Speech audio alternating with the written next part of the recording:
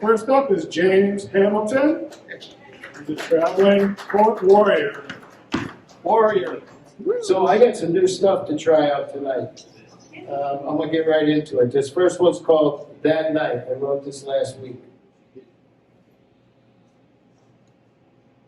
I can't forget that night you left, the night your tail lights cooked my room from dark to red.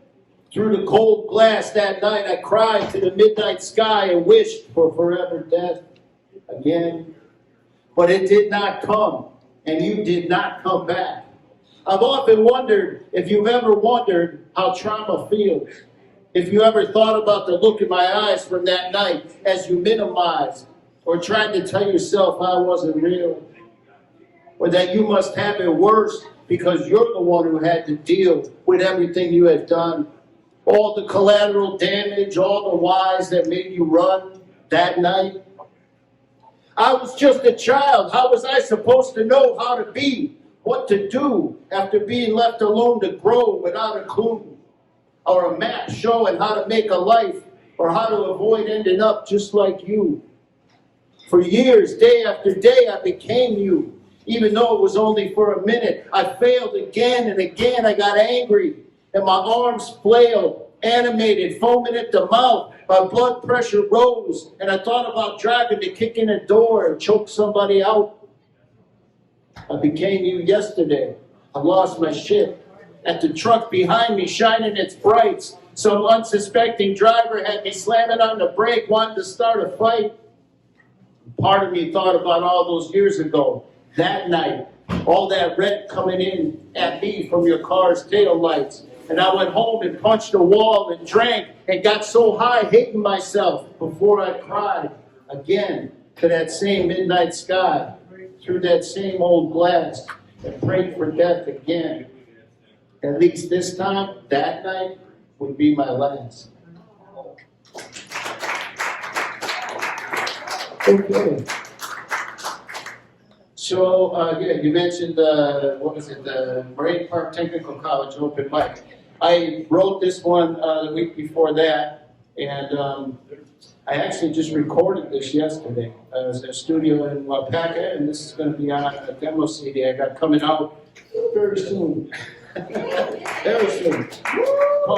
Called Take One. The promo things, they put them out as Take One, I guess. All right, this is called Sins of a Marionette. I really like puppets. Yeah. Bukowski said, pull a string and the puppet moves. But puppets are just puppets, humans without the freedom to choose.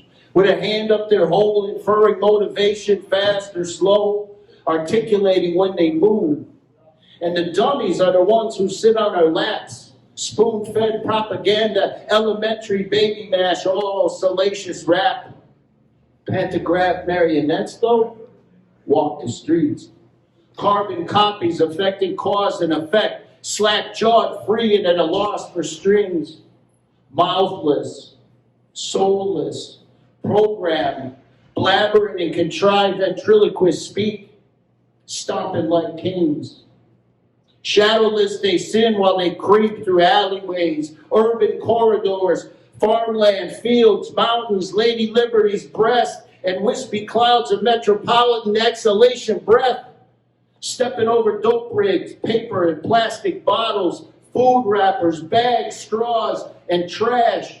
Using, consuming, fuming about what they want and what they don't have yet. They take without concern, admiring through their wooden eyes, oblivious as millions of years of planets smolder, boil, and burn. And all they see are human trivialities, anti-Semitism, racial and gender unrest, gentrification, rich versus poor, subjective inequalities, or government mandates, tariffs, import, export, taxes, interest rates, inflation, editorial opinions, digital communications, subsidies, food cards, unemployment, political rhetoric, the oil and gas and batteries they need to get there or anywhere, and then pissed off about being there. The clerk at the gas station was rude. I got stuck in traffic. Weed ain't legal here, dude. My order was wrong at the drive-thru. Charlie got COVID and might die. My kid gets bullied at school and I can't pay my bills and I can barely afford food. The moon landing is a lie. Get up, go to sleep, and in between follow the rules. I can't stop stealing so I can get high.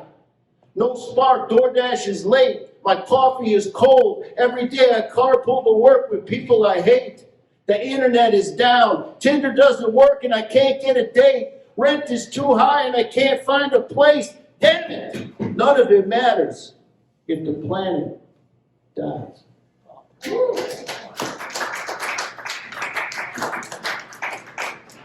This one I wrote today, and I rehearsed it in the car twice on the way over here. I call it Visions of Death, but I hate that name. I shouldn't. I try not to say hate, but I immensely dislike the name. So I don't know. If you got any suggestions afterwards, I will take it.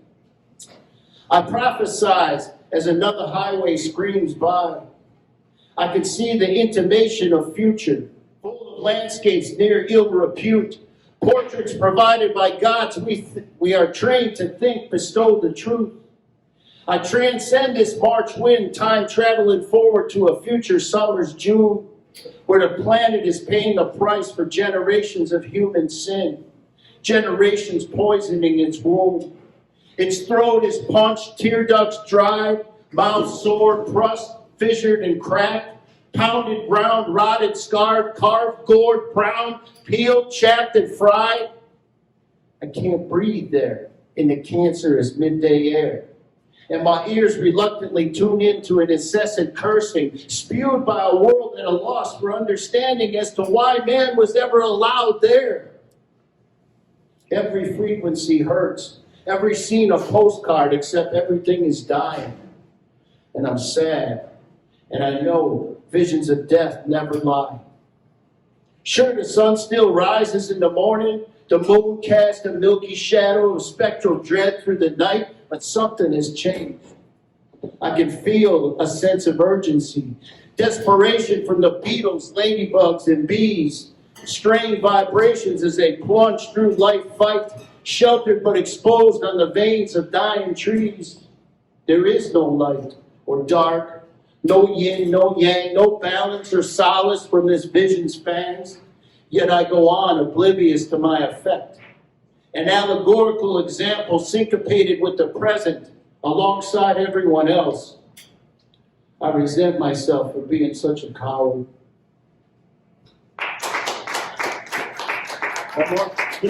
One more.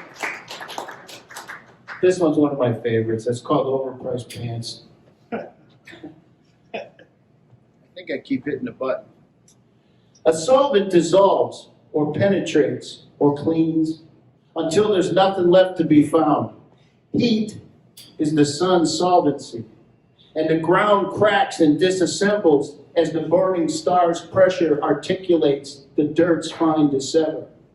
And we try to pick up those broken pieces of the very ground on which we stand and catch them whole or in half, sharp and abrasive and jagged, damaging ourselves in the process. Fingers fissured and skin scratched, bruised and abrasions and hot spots where the dermis is slack, and we wipe the blood off our hands and all over the legs of our overpriced pants. Or are they slacks? Or jeans, cargos, or dungarees, fitting loose, boot cut, skinny, short, or tight? I don't know, but they're still just pants, right? And the blood dries quick, staining fabrics weave, the denim twill, tweedy flannel line, or space-age textile that seemingly breathes, or canvas, or polyester, or plastic-based rayon extremity sheaths. Blood lives on them and in them, becoming part of their being.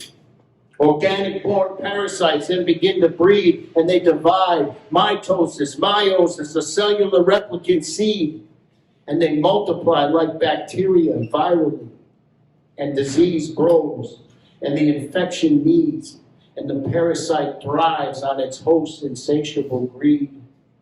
The ego it takes to convince us to begin to pick up those pieces in the first place, to start to try to clean up, to think we have a say in the end, to think we have a say in anything. Humanity is not a solvent. There's an old one. It's called trauma. The boy inside the man cowers and hides or stuffs his face or cuts himself when he can. When he hides in private purgatory, in the face of lies, the argument always contrived, always pointed at the seed of utter invention.